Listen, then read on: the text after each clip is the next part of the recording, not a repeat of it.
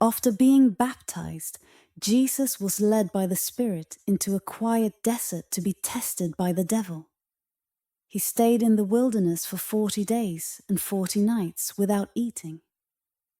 At the end of this time, he was very hungry. Then the devil came to tempt Jesus, saying, "If you are truly the Son of God, turn these stones into bread." But Jesus replied, "The scriptures say that people do not live by bread alone, but by every word that comes from God." Jesus was deeply connected to the Spirit, in touch with a divine state of awareness. But he was still living in a human body, so he felt human needs and temptations. Though he was very spiritually advanced, he was still influenced by the same kinds of temptations that all humans face. Even someone as spiritually powerful as Jesus could feel the pull of earthly desires and memories. While Jesus was in the desert, he faced temptations brought on by Satan, who tried to distract him with desires for food, power, and other earthly pleasures. The devil tempted Jesus in many ways, hoping to pull him away from his deep spiritual awareness. But Jesus resisted, turning to fasting, prayer, and meditation to stay strong in his faith. He trusted God completely, using this time alone in the wilderness to focus his mind and remember his purpose as the Son of God. If Jesus had been created perfect and unable to feel temptation, then these tests would have meant nothing. Instead, he faced real struggles as a human being, making his victory over temptation a powerful example for all people. His resistance to Satan's temptations shows that spiritual strength can help anyone overcome worldly desires and challenges. The inspiring truth about Jesus is that he was both human and divine. He was a liberated soul, one of the greatest ever to come to earth. And he was also fully human. Through many past lives of self-discipline, prayer, and meditation, he developed a high level of spiritual awareness.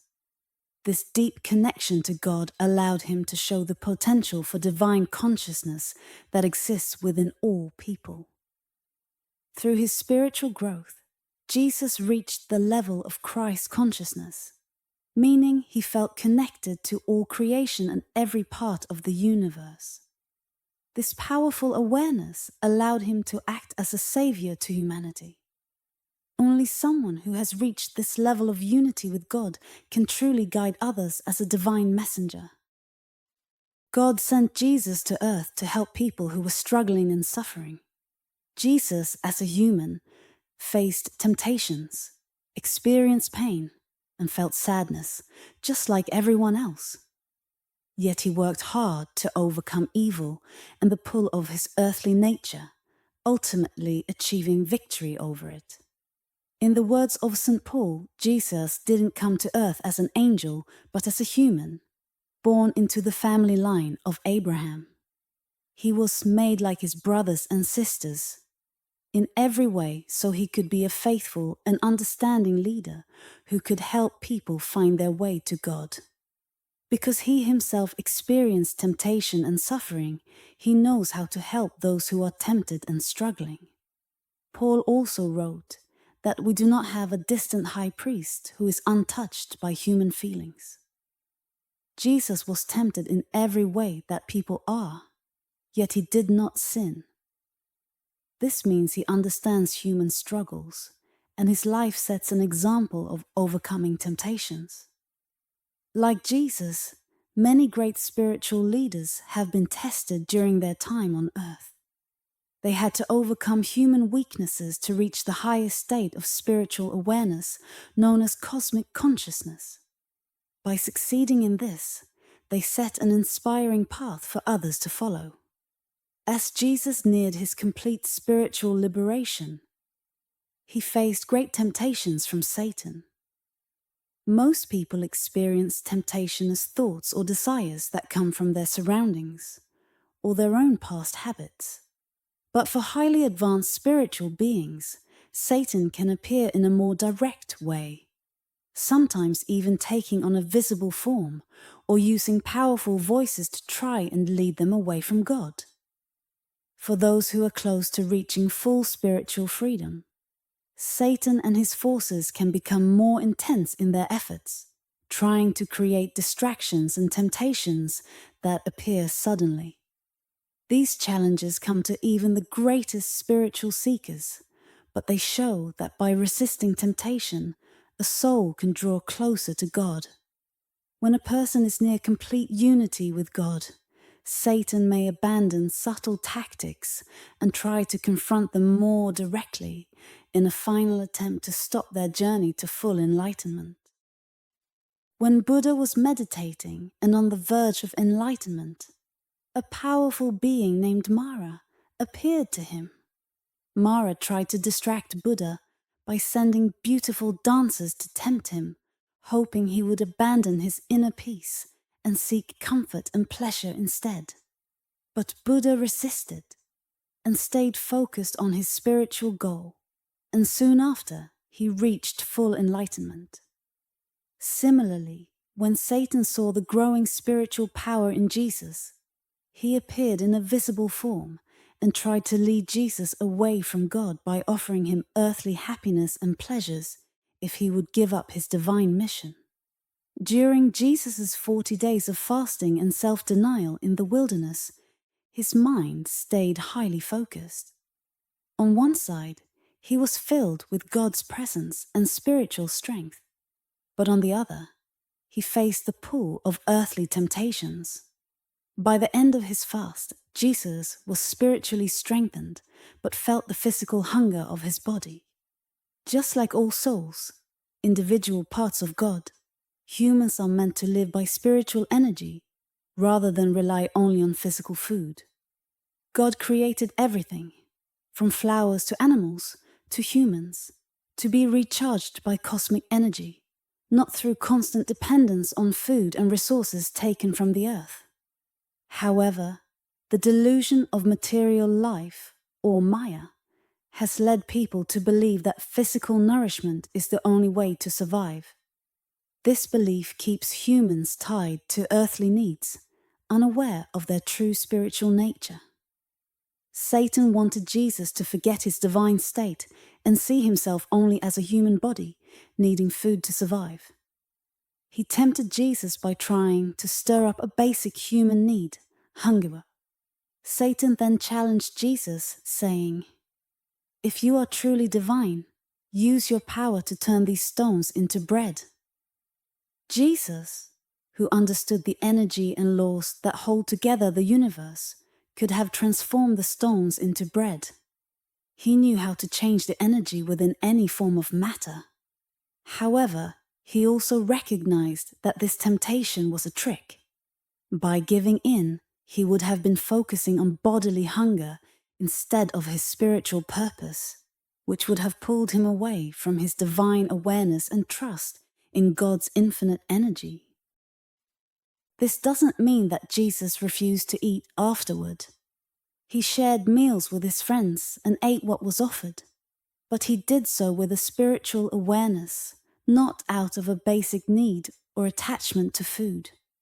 In this moment of temptation, Jesus responded to Satan with wisdom, saying, "Man shall not live by bread alone, but by every word that comes from the mouth of God."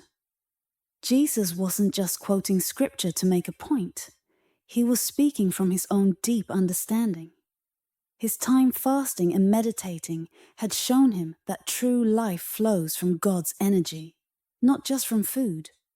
By saying this, Jesus was showing that he trusted in the divine energy and presence of God to sustain him fully. He had found a way to live in unity with God, beyond dependence on physical food alone. And he chose to remain in that spiritual state rather than give in to Satan's temptations. The mouth of God has a deeper meaning than we might think. It doesn't just mean a mouth that speaks, but refers to a spiritual truth. Humans don't live only because of food and physical energy sources, like the air we breathe or the water we drink. Instead, our true life force comes from a vast and unlimited cosmic energy, which flows into our bodies through a center at the back of our heads called the medulla oblongata. This energy is known as the Holy Spirit, or the Great Om, and it connects each person directly with God. Jesus understood and experienced this energy, knowing it was the source of life and realizing his oneness with God. The medulla oblongata, located at the base of the brain, is like the body's entry point for this life energy. When we are conceived, the soul first enters the body through this part, and it is here that cosmic energy flows in, similar to how radio waves are picked up by an antenna. The medulla receives this constant stream of life energy, stores it in the brain's power center, and then sends it out to all the cells in the body. This stream of energy is the real force keeping us alive. If it were to stop, the body would instantly cease to function.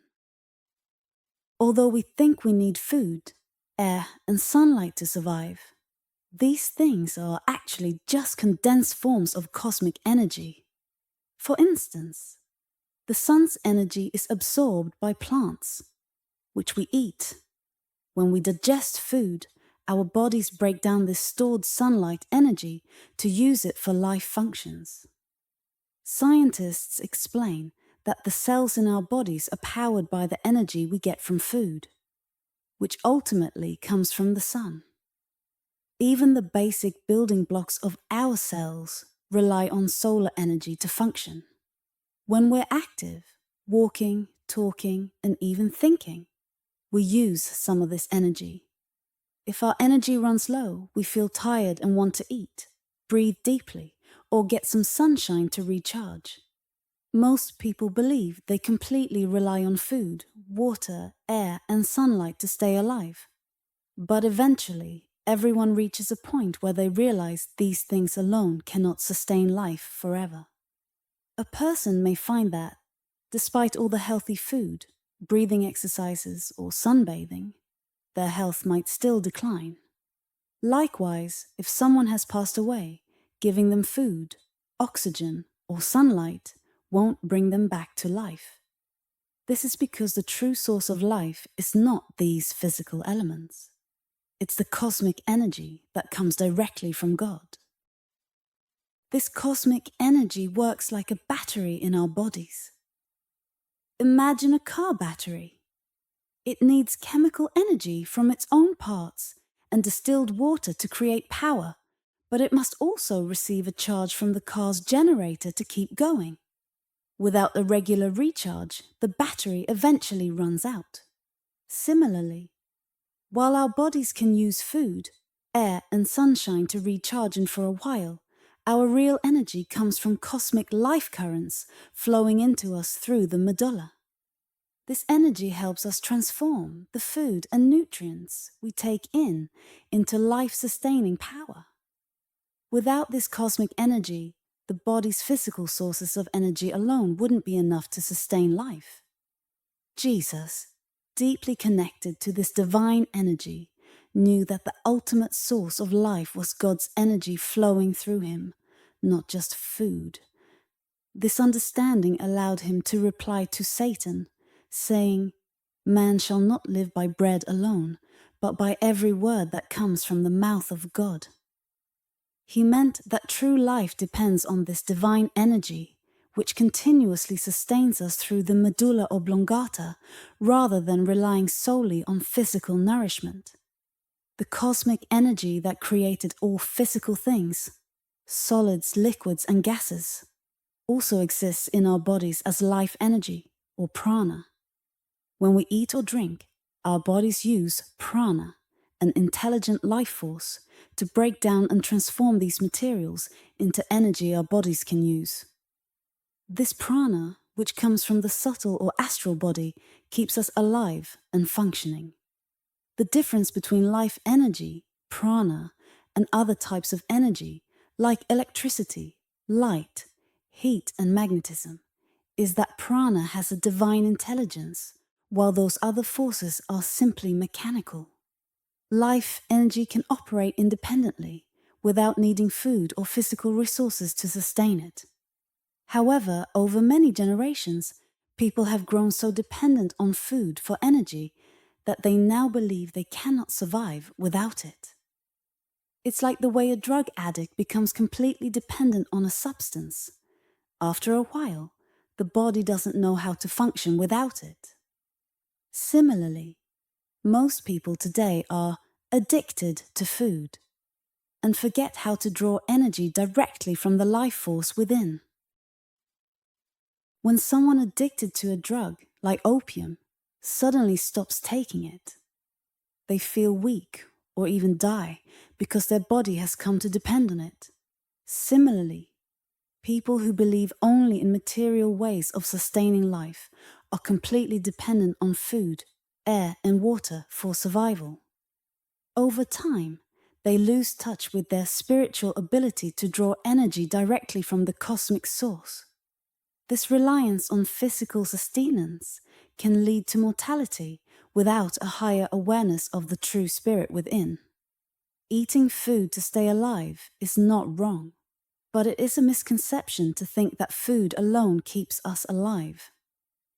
God's power flows through every part of life, including nature's forces, to keep us alive.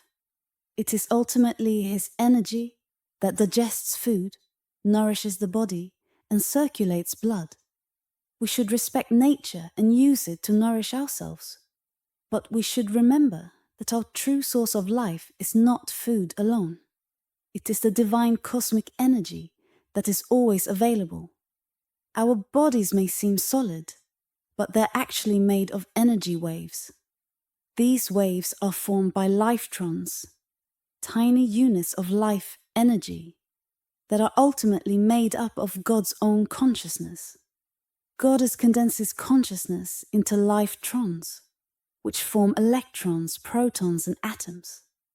These atoms come together to create the cells in our bodies, all of which are powered by cosmic energy. Just like the light coming from the sun, this cosmic energy is the ultimate source that sustains every part of our being. On a movie screen, an actor looks incredibly real, but they're actually just made up of light and shadows projected by a beam from the booth.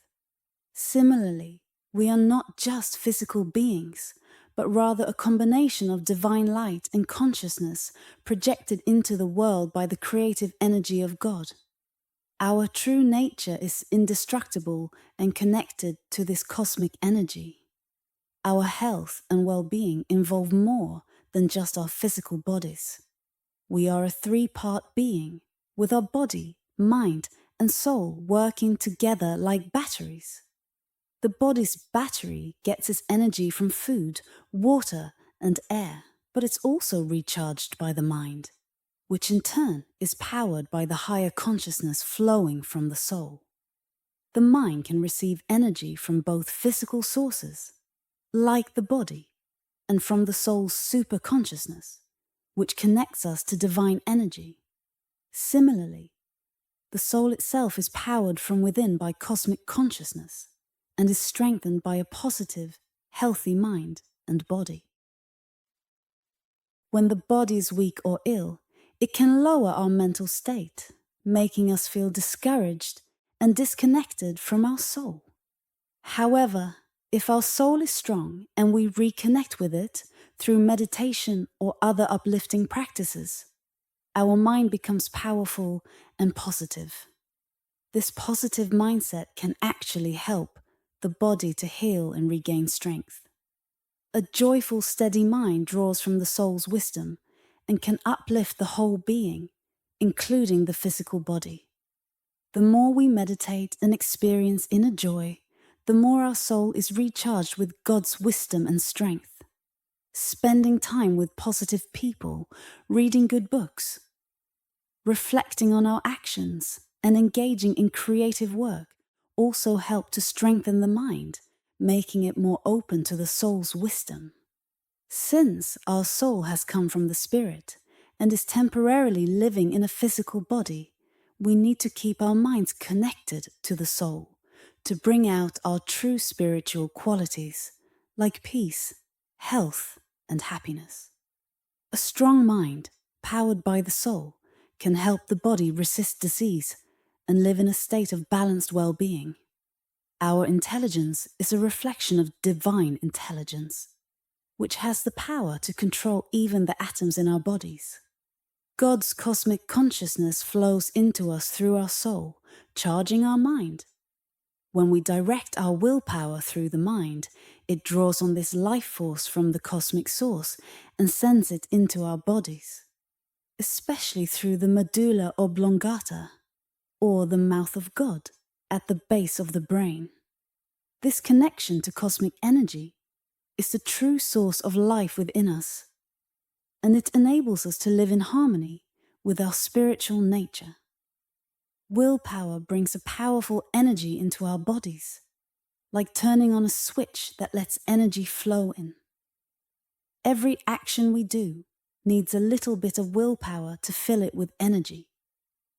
Even to simply raise a hand, we're using energy and focus throughout our body. When we don't feel like doing something, we feel tired from the start. But when we're enthusiastic and willing, we feel energized. Those who tackle tasks with genuine interest find they can draw on an endless source of energy. If we stay passive or avoid using our will to face challenges, we shut off this flow of energy. Some people misunderstand Jesus' words, "Not my will, but thine be done," thinking it means not using will at all. In reality, not using our will can stop the flow of life-giving energy into our bodies. When the will to live weakens under serious illness or hardship, it can lead to death. But with strong willpower, we can recharge our cells, which are like tiny energy-filled particles. Someone who fasts carefully over a long period may notice they need less and less food, as if something else is sustaining them. This is because the mind and will can draw energy directly from within. Our bodies can act like batteries. A wet battery depends on outside sources like food and water, while a dry battery can recharge itself with internal energy. By building willpower, we can gradually reduce our need for energy from food, and instead draw on more refined sources, like oxygen or sunlight. Eventually, as some saints have shown, it's possible to live with no food at all, and instead be sustained by spiritual energy alone. There are remarkable cases of people who seem to live solely on divine energy. One such case is Therese Neumann, known as the peasant girl of Connersreuth in Bavaria. Right Reverend Joseph Scher, Bishop of Cleveland, spoke about her in 1928. Therese is known for having the stigmata, the wounds of Christ, which never heal or become infected. Every Friday she relives Christ's suffering, speaking the words he said in Aramaic. She also has the gift of knowing people's deepest thoughts. Therese has not eaten solid food since 1923, consuming only small amounts of water or juice.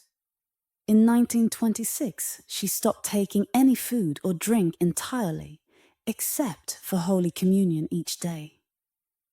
Doctors from various universities across Germany have confirmed there's no fraud or deception in her case.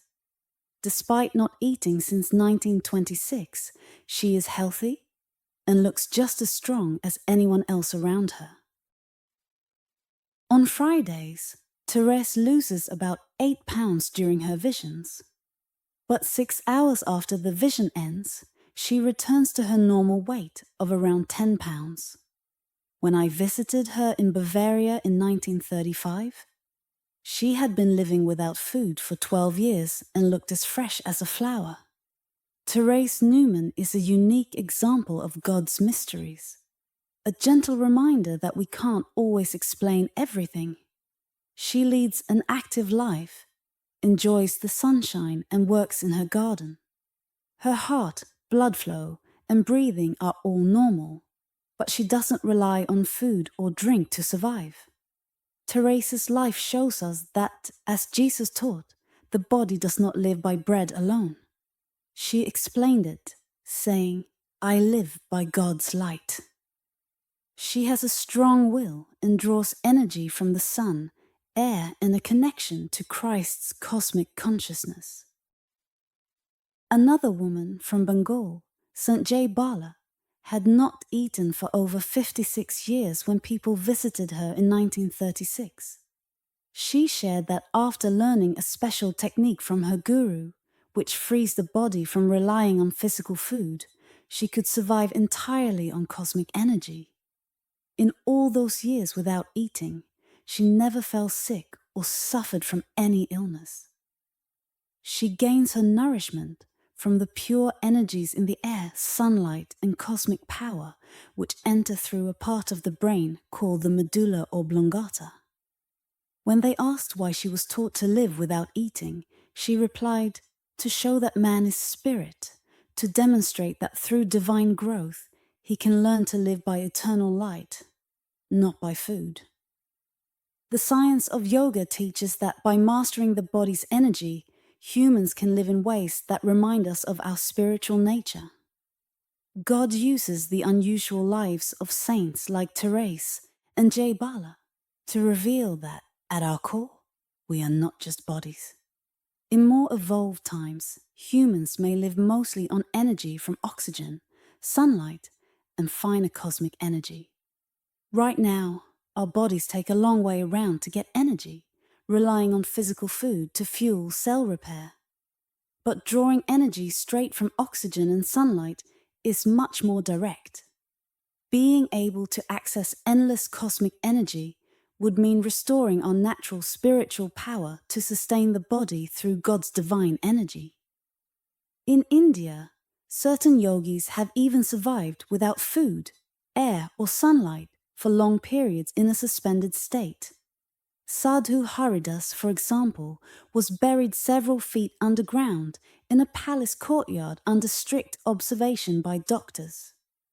For 40 days, he survived without food, oxygen, or sunlight. When they dug him up, they initially thought he was dead, but soon he surprised everyone as his body came back to life. In a state of deep trance, a yogi can stop the cells from breaking down, almost like putting the body on pause. The cold earth acts like a natural refrigerator, slowing down decay. The yogi's inner life force also cools the cells from within, helping to preserve them. In this special state, the cells let go of their habit of needing food and instead rely on cosmic energy's vibrations to survive. Science suggests that each tiny gram of flesh in the human body contains enough energy to power the entire city of Chicago for 2 days. Our bodies usually rely on the chemical energy from food for power. But in these suspended states, yogis can bypass nature's usual methods and use the pure electrical energy within the cells, keeping them charged as though they were tiny batteries. All of creation, including our own consciousness, energy, and everything we see around us, comes from God's vast and limitless cosmic consciousness. We exist because God gives tiny parts of His own being to create the illusion of individual beings, allowing us to feel like separate people. Most people believe they are simply a body with thoughts and feelings. But advanced yogis know something deeper. It is actually our consciousness, especially in the brain and spine, that gives life and movement to the body. These self-realized yogis learn to pull their life force and awareness into special centers within the brain and spine, connecting them back to God's cosmic consciousness, the source of all life. Just as a radio can be controlled from far away, God sustains all our thoughts, actions, and cells by sending us a steady stream of cosmic energy and consciousness. Even if we don't realize this is happening, it is what keeps us alive. our subconscious, charged with God's energy, directs this life force to every cell in the body through the medulla, a part of the brain, and stores it in each cell's energy center. In certain special states, like the deep trance some yogis can enter, the cells and mind must stay in tune with this divine energy to keep the body alive. If the life force fully leaves the brain and spine in a trance or suspended state, death happens immediately, and the body begins to decay. When yogis like Sadhu Haridas demonstrate suspended animation, where the body appears lifeless but stays preserved, they are showing advanced control over the body's energy. However, this trance state is not meant to be used for spiritual growth. Falling into unconsciousness or mental sleep, whether induced by pressing certain glands or any other method, serves no real spiritual purpose and can be misleading. In true spiritual meditation or samadhi, the body may appear still and trance-like, but consciousness is fully awake and deeply connected with God's divine presence. This meditative state allows the person to connect their limited self with the vast, infinite energy and consciousness of God, leading to a powerful sense of divine bliss. During this deep state of meditation, the life force gathers in the spiritual centers of the brain and spine and energizes every cell, rejuvenating them with the powerful, renewing energy of cosmic consciousness. When the cells receive this strong divine energy, they stop their usual processes of aging and decay. This state is called ecstatic suspended animation, where the body is infused with life without the usual changes and wear that happen over time. Normally, the body depends on constant changes within its cells, muscles, blood flow, and nerves to stay alive.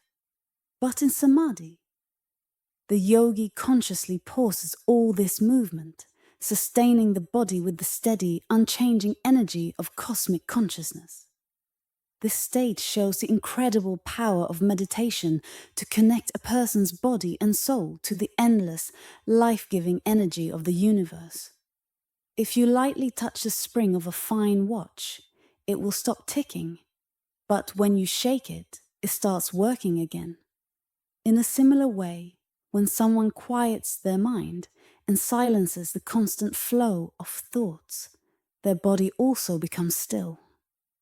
During this stillness, the energy and awareness within the body temporarily pull away from their dependence on things like oxygen, food, and sunlight. Instead, they turn inward, drawing support directly from God's pure energy and consciousness. When a yogi wants to return to normal activities, they gently awaken their will and focus in the spine and brain. By reactivating the will, thoughts and sensory functions come back online, bringing the body back to full life and movement. Certain spiritual masters provide real examples of this ability to master the body's energy. Sadhu Haridas could place his body in a deep trance, cutting off his need for food, water, and even air. Teresa's Neumann was known to survive on nothing but the energy she received from sunlight, air, and divine vibrations. An enlightened being like Mahavatar Babaji was said to treat the body as pure light, where even the atoms and life force were like flexible thoughts. Jesus also showed this control over the body during his 40 days of fasting and meditation, sustained solely by his divine connection. When a spiritual master reaches this level, it doesn't matter if they eat normally, eat very little, or don't eat at all. They know they are connected to a higher source of life. These examples aren't meant for most people to try to achieve. Instead, they serve as proof of what's possible. They remind us that we too can learn to feel the divine power as the true source of life. This realization can help us find relief from physical suffering and other limitations that cause pain. Meditation is the way to make this connection with God's infinite energy and consciousness. Through deep meditation, especially Kriya Yoga, we can gradually move beyond seeing ourselves as just physical bodies. We start to understand ourselves as beings of spiritual energy, and ultimately as souls that are pure expressions of God, filled with eternal, conscious, and ever-renewing joy. Great prophets like Jesus, Elijah, and Kabir practiced similar techniques. With these techniques, they could even control their physical forms, sometimes appearing or disappearing at will, as Jesus did when he resurrected, and Elijah when he ascended into the heavens.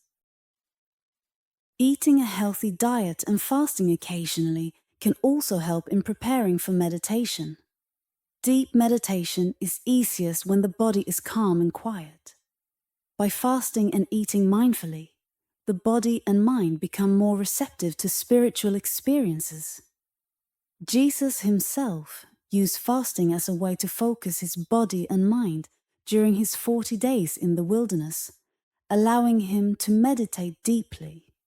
When the stomach is empty, the body isn't as busy managing digestion, which frees up energy for meditation. Meditating on a full stomach can be challenging because the body is still active, working to digest food, keeping the heart and lungs active, and handling blood circulation. This keeps the subconscious mind busy, and its activity can disrupt the peaceful state needed for deep meditation.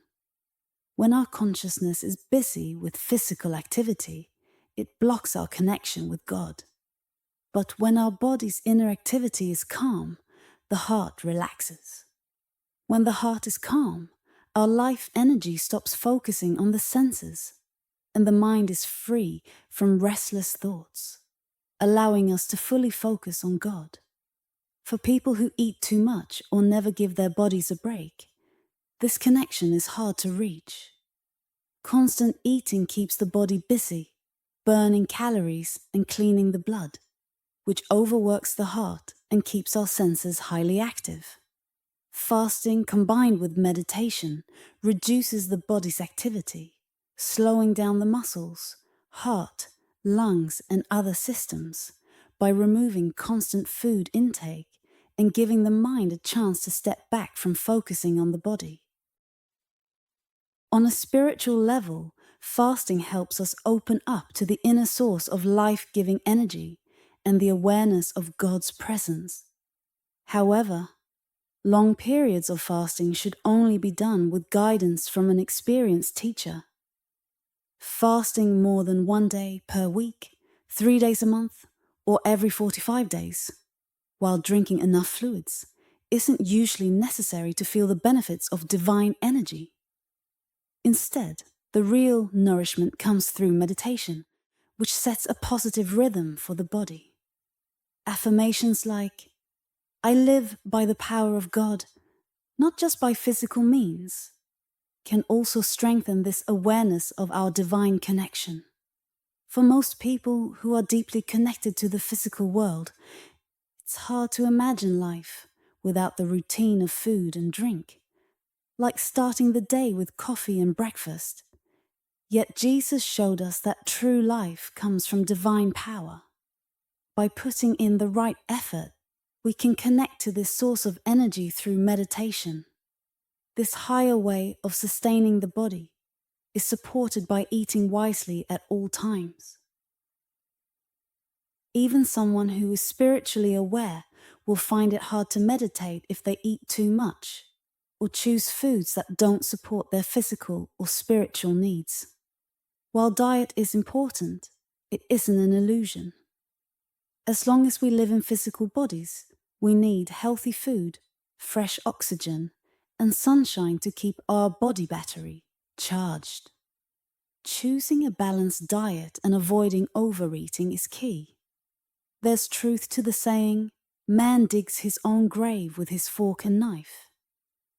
Many meats, like beef and pork, along with heavily processed foods, drain the life force, making it hard to detach from sensory cravings and turn our awareness toward God.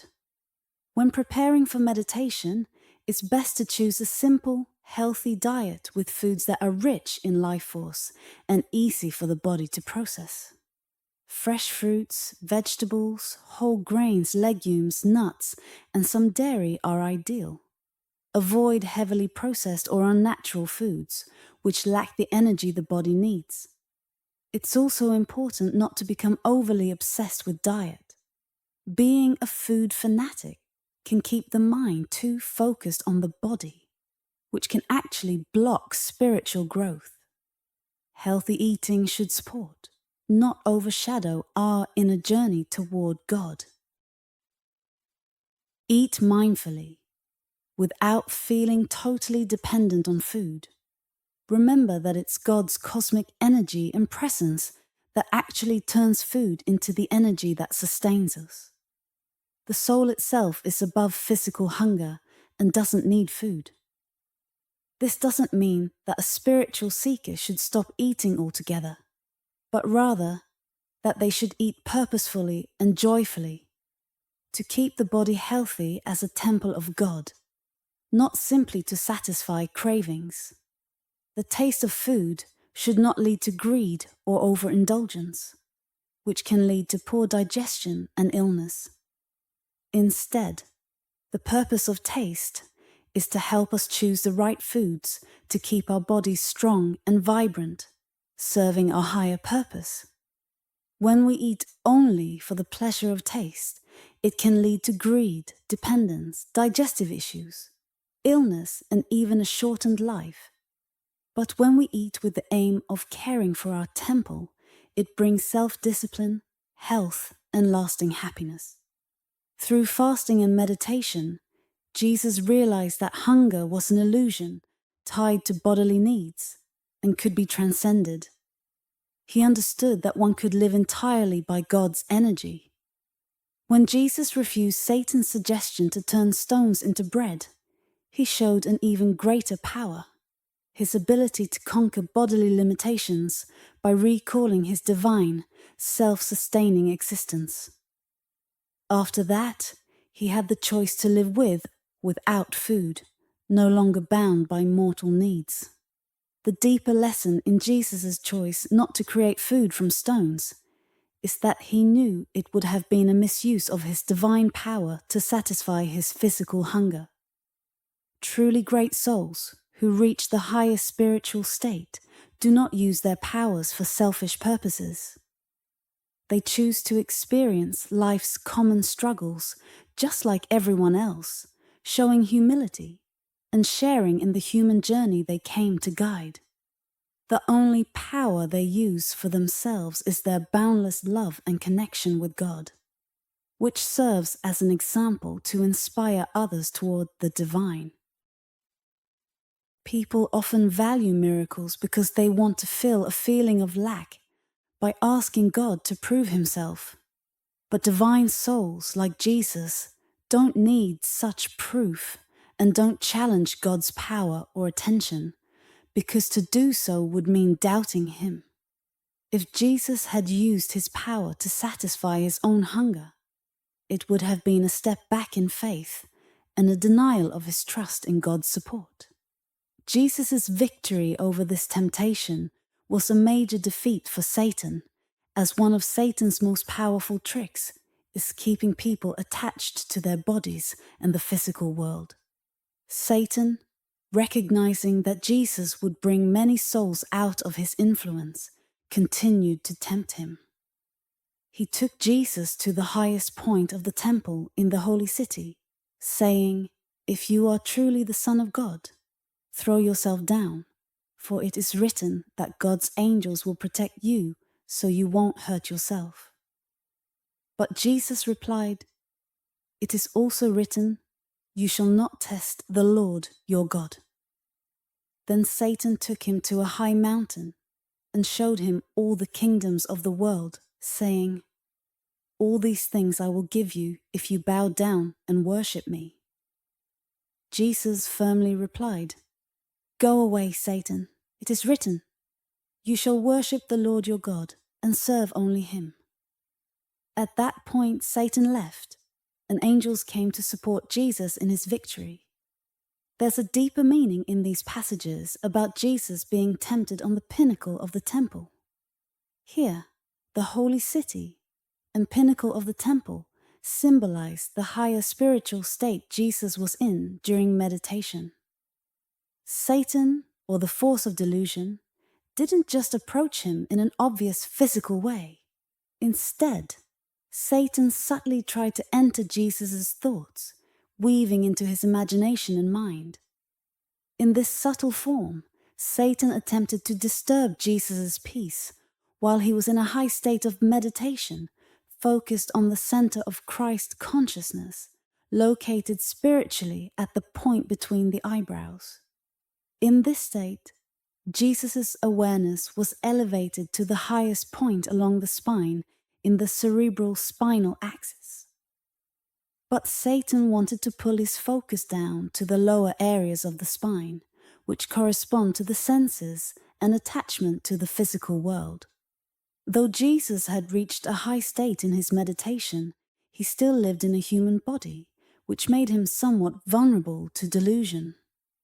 Even after experiencing deep spiritual truths, past habits of feeling connected to the physical body can reappear and tempt the mind. In this moment, Satan tried to convince Jesus with thoughts like, "Since I've reached this high state of divine awareness, I'm safe. Even if I allow myself to get caught up in bodily temptations, God's angels, my spiritual insights, intuition, and meditation wisdom will protect me and lift me back up if I fall.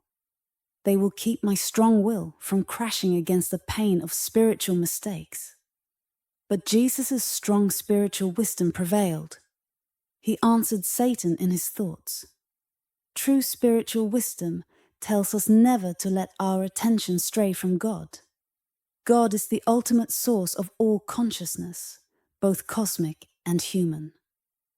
No part of God's creation should feel separated from him. If we let delusion pull us down, we lose sight of the truth that we're connected with God.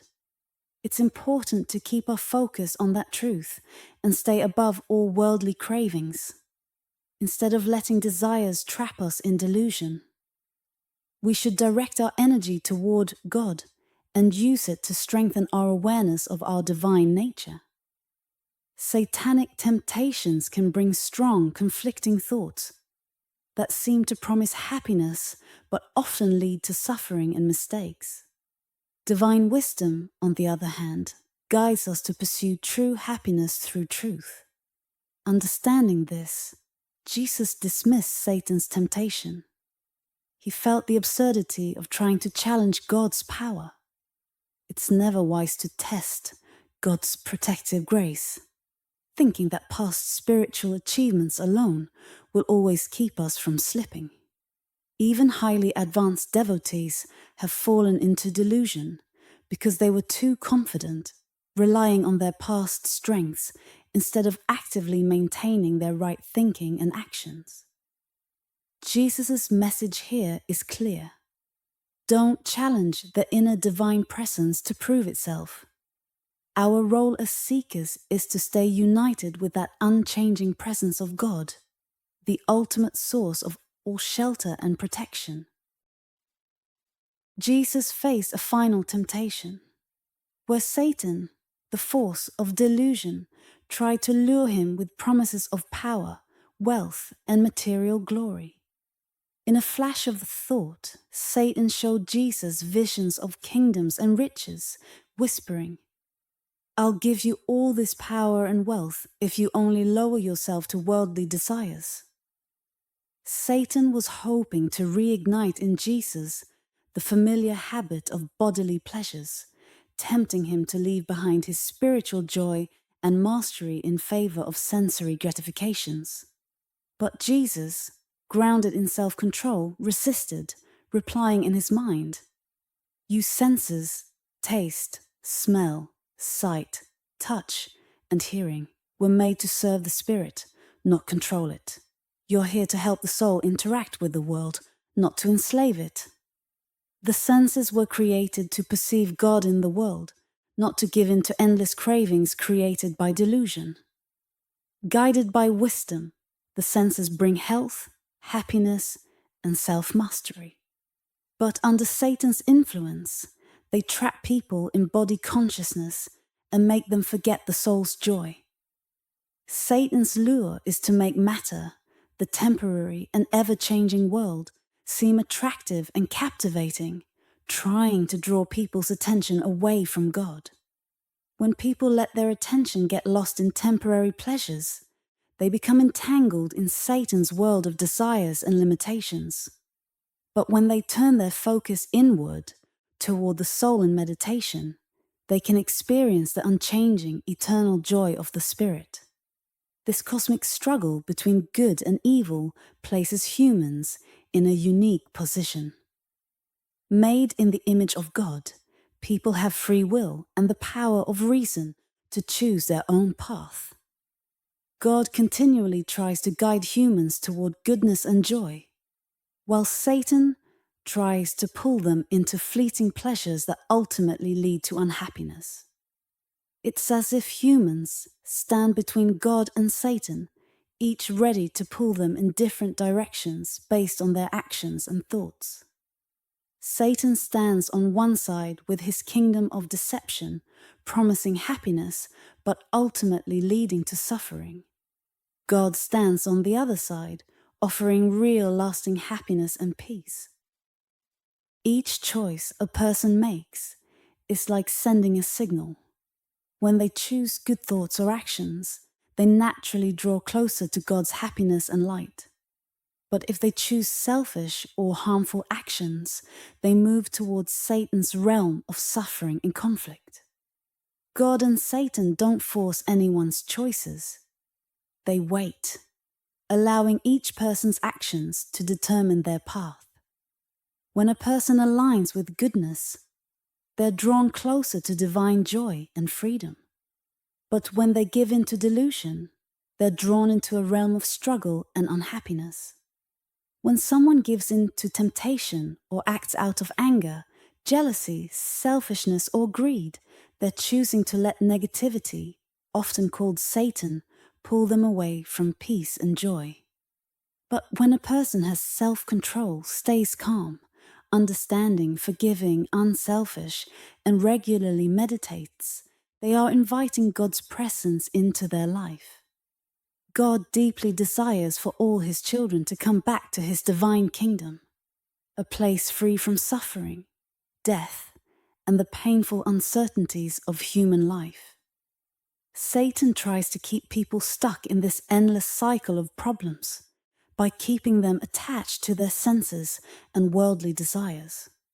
So, whenever we feel tempted to make a poor choice, it's important to remember that it's not just our own thoughts that are pulling us down. It's also the influence of negative forces.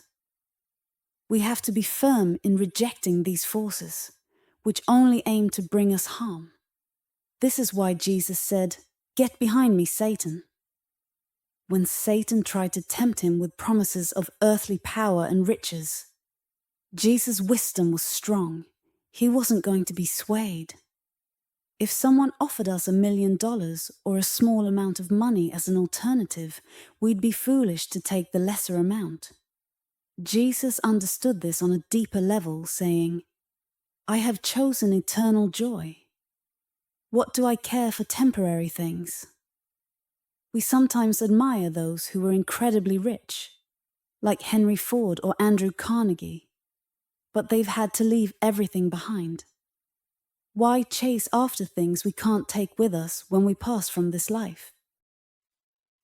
As the poet Sadi of Persia said, "If you conquer the world and control everyone around you, what then? You'll still have to leave it all someday." Jesus chose to live in eternal bliss, free from temptation, and his example shines as a guide for others seeking to connect with God. Jesus showed that through meditation and deep focus, he could go beyond body consciousness, sensory illusions, and material attachments to fully realize his connection with God. He showed that once a soul reaches this level of understanding, it knows its true divine nature. For a time, I believed that Satan was only a symbol of negativity and delusion. But now I understand, as Jesus did, that Satan is a real force causing all the negativity in the world and within human minds. I've seen this force try to block me during moments of divine grace and even take visible forms when I've been in deep spiritual states. There is a duality we experience. On one side, the peace and joy of Christ's presence, and on the other, the deceptive power of delusion. As I reached higher levels of spiritual experience, I saw both of these forces clearly. In those moments of meditation, though the negative force tried to intimidate me, it could not touch me. And once I reached the higher state, I found only God's presence. However, until that ultimate realization, people experience life as a battle between two forces, God and Satan, good and evil. When Satan's temptations came to an end for Jesus, it marked a period where the delusions of mortality faded away. The Gospel of Luke, notice. And when the devil had ended all temptation, he departed from him for a season. This departure signifies a state of deep self-mastery, where a person rises above the constant struggle with duality. Those who reach this advanced spiritual state feel free from the false ideas of ignorance, seeing through the illusion that there are two opposing forces. Instead, they know everything is part of God's unity. For those who reach the highest samadhi, this profound oneness reveals that only God's presence remains, dispelling all illusions of good versus evil. Profound inner changes happen in an advanced devotee. For most people, even those devoted to spiritual growth, it's hard not to see the world as made up of separate physical things. They see the ups and downs, the opposites like good and evil, and they experience matter as solid, liquid, gas, or as unseen energies. But when a person reaches the point of complete spiritual liberation, breaking free from any influence of negativity or illusion, they see everything as part of one unified spirit. This spirit is all around them and within them, existing eternally with pure joy and deep awareness. At this point, all the conflicts and flaws that once seemed real fade away, like shadows disappearing in sunlight, leaving the devotee in a state of pure, illuminated awareness. When Jesus was alone in the wilderness and finally overcame all the temptations that Satan presented, the human weaknesses and delusions he once battled disappeared. In their place, he was met by spiritual angels. His inner gifts of intuition, calmness, deep wisdom, and self-realization. These qualities filled his consciousness, serving him with a feeling of lasting peace and joy.